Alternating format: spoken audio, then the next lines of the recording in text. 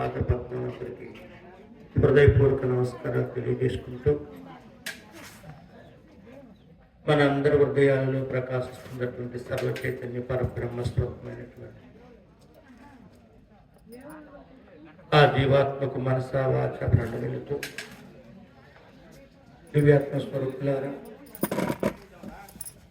ఈరోజు సౌభాగ్యమ్మ గారి 16వ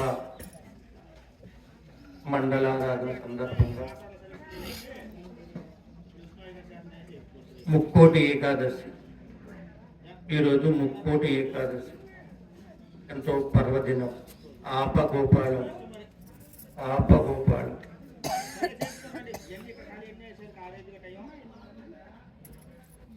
ఎంతో దివ్యంగా భవ్యంగా అనేక క్షేత్రాలలో ప్రతి చోట ప్రతి గ్రామంలో కూడా ఈరోజు సాక్షాత్ శ్రీమన్నారాయణుని ఉత్తరముఖ భారదర్శనాన్ని చేసుకున్నటువంటి పర్వదినం రోజు సౌభాగ్యమ్మ గారి యొక్క ఆరాధనా కార్యక్రమాన్ని నిర్వర్తించుకోవడం అనేటటువంటిది ఈ గురు పరంపరగా ఉన్నటువంటి గురు బిడ్డలందరికీ కూడా ఒక మంచి సదవకాశం కలిగింది ఈరోజు. మరి సౌభాగ్యమ్మ గారు నాకు మంచి సుపరిచితులు.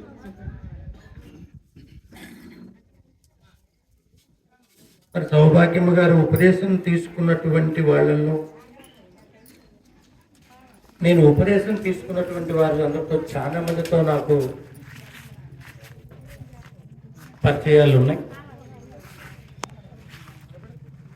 మరి నాకు కనీసం వారితోటి ఎంత లేదన్నా ఒక 5-6 సంవత్సరాలు 7-8 సంవత్సరాలు అంతటి నాకు పరిచయం ఉంది. ఈ ఉపదేశం అనేటటువంటి దానికి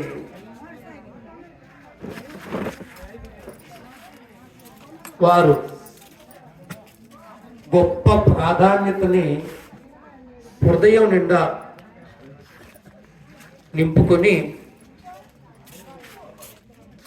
ఎప్పుడూ కూడా ఆ గురు ధర్మం మీద తన దృష్టిని పెట్టుకొని ఎక్కువ సమయం ఆమె నిశ్శబ్దంగా ఉంది. ఎక్కువ సమయం ఆమె నిశ్శబ్దంగా ఉంది.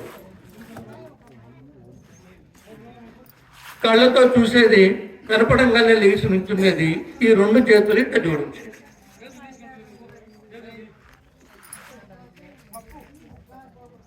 మరి ఈరోజు మరి ఆమె దగ్గర ఉన్నటువంటి ఒక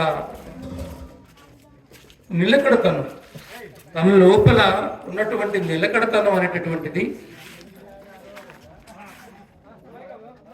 ప్రతి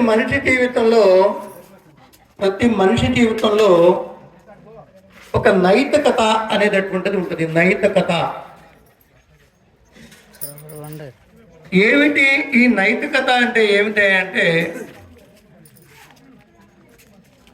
రూపం ఏదైనప్పటికీ, ప్రాంతం ఏదైనప్పటికీ, జననం ఏదైనప్పటికీ, మానవ జన్మ మనకి సంప్రాప్తి జరిగిన తర్వాత మరి ఇదే మానవ జన్మ, ఇదే నాది మొదటి జన్మో ఎన్నో జన్మో తెలియనటువంటి పరిస్థితుల్లో, కానీ ఈ మార్గంలో ఒక అవగాహన కలిగినటువంటి వాళ్ళకి కొంతమందిని చూడంగానే